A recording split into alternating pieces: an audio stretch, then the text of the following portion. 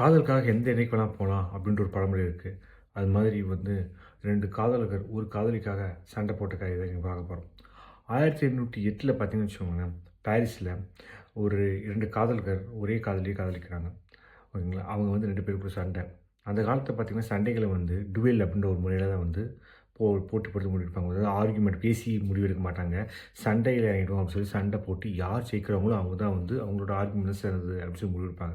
அது மாதிரி வந்து ஒரு காதலிக்காக 2 காதலர்கள் என்ன பண்ணுறாங்க, ஹாட் ஏர் பலூன்ல வந்து மேலே ஏறுறாங்க. மேலே ஏறினோனே 2 பேர்கிட்ட 2 துப்பாக்கி இருக்குது. மொத துப்பாக்கி ஒருத்தர் சுடணும். அதுக்கப்புறம் 2வது துப்பாக்கி இன்னொருத்தர் சுடணும். இதுதான் வந்து ரூல். ஸோ மொத துப்பாக்கி ஒருத்தர் சுடுறாரு. அது ஆப்போனன்ட் தாண்டி போயிடுச்சு. 2வது சுடுறாரு. சுட்ட உடனே என்ன ஆகுதுன்னா, நேரா ஒரு ஆப்போனோட ஹாட் ஏர் பலூன்ல ஒரு ஓட்டை போட்டு போகுது.